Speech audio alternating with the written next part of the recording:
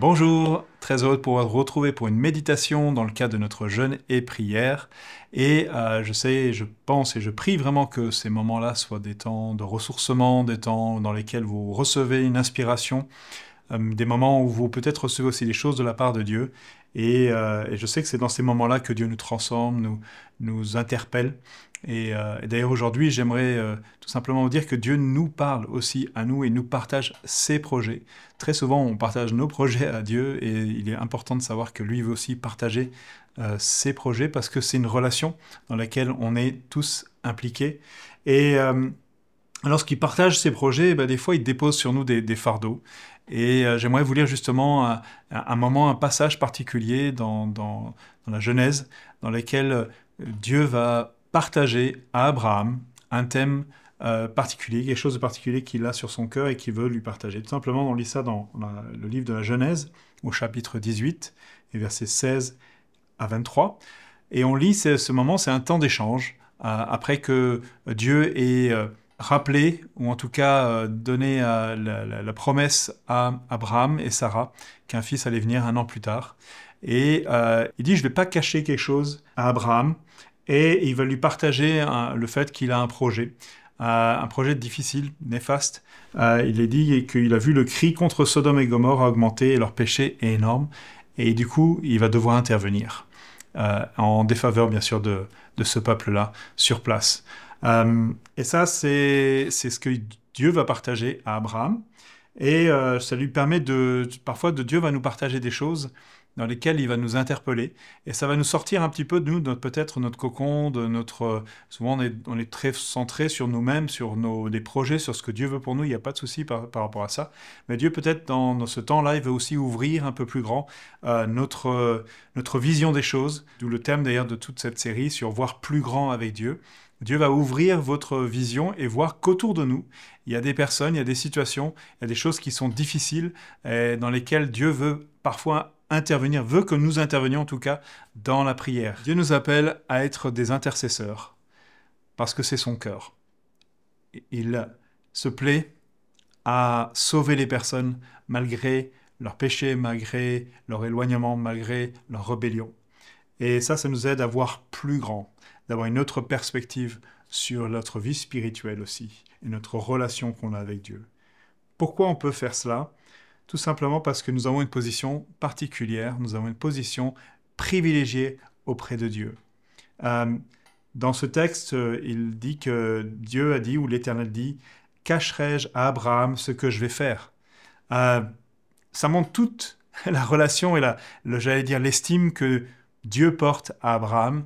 Et ça me rappelle que le fait que Jésus lui-même a dit à ses disciples « Je vous avais appelé plus serviteurs parce que vous ne savez pas ce que le Maître fait, mais je vous appelle mes amis parce que je vous ai révélé tout ce que le Père m'a révélé. » Et on lit ça d'ailleurs dans Jean chapitre 15, verset 15.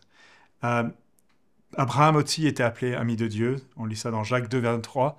Et c'est cette notion-là, en fait, c'est le fait d'être ami avec Dieu, que Dieu nous partage ses projets, ses plans, que Dieu nous partage ici son cœur. Et c'est pour ça qu'on a une portée particulière dans notre prière. Lorsqu'on s'adresse à Dieu, c'est pas de n'importe quelle position, mais c'est une position de quelqu'un qui est ami de Dieu, qui a une position aussi favorable parce qu'en Christ, il dit que nous sommes dans une situation d'être assis à la droite de Dieu. On peut l'interpeller, on peut intercéder. C'est ça que ça veut dire. Intercéder, ça veut dire quelqu'un qui plaide la cause de quelqu'un devant Dieu. Et c'est ce qu'on veut. Dieu cherche des intercesseurs parce que nous avons, nous, cette position. D'autres personnes ne pourraient pas avoir cette même relation avec Dieu. Et plus on approfondit notre relation avec Dieu, plus on peut avoir cette position d'intercesseur. C'est une volonté de Dieu aussi de trouver des intercesseurs. Il nous dit dans Ézéchiel chapitre 22, verset 29 à 30, il dit « Quant à la population du pays, dans une même situation d'Israël, il dit, elle pratique l'exploitation, elle commet des extorsions, elle opprime le malheureux et le pauvre, elle exploite l'étranger au mépris de toute justice.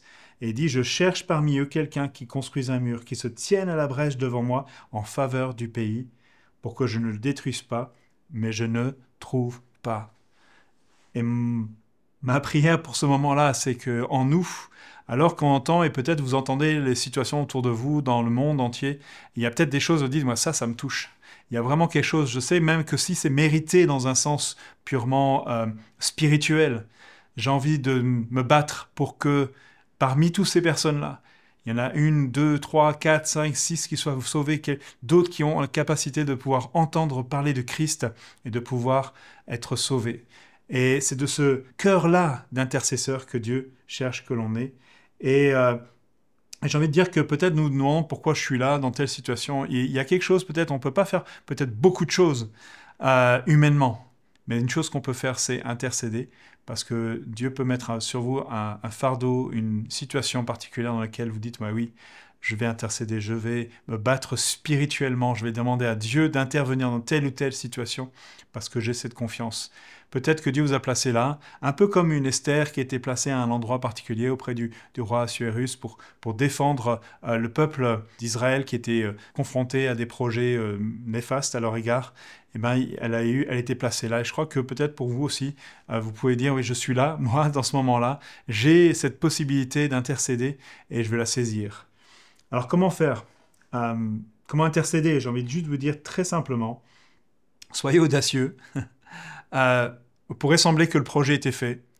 Mais Abraham a dit, mais si je peux me dire quelque chose, je sais que je viens à l'encontre peut-être d'un projet qui est là, mais ça demande de l'audace. Et Dieu nous demande souvent d'avoir de l'audace. Il nous dit de demander, de faire appel à lui.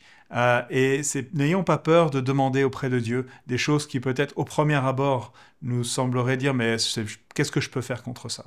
Et la deuxième chose, c'est soyez humble dans la façon de l'apporter. Certes, on vient avec audace, mais on se rappelle qu'on s'adresse au roi des rois, au Seigneur des seigneurs. Il est Dieu, et même si nous sommes ses amis, nous devons aussi l'honorer en tant que tel. Et conscient que on va pousser dans un certain sens, mais c'est parce qu'on le fait aussi avec conscient de qui il est.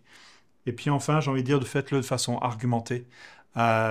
Abraham, lorsqu'il s'est adressé à Dieu, il a dit « Je sais que tu es juste, je sais que tu es celui qui juge l'univers, et s'il y avait quelques justes au milieu de cette population que tu vas détruire, est-ce que tu serais... Je pense que ça irait à l'encontre de cette justice et de tes bontés que tu as. » Utilisons, sachant qui est Dieu, et utilisons en sachant son cœur pour l'humanité, pour être, s'appuyant là-dessus, en demandant à Dieu, agis pour cette situation.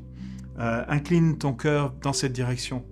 Et je pense que vraiment, si on arrive avec tout simplement ces arguments, avec ce cœur, Dieu va pouvoir intervenir dans des situations. Il attend de cela de notre part.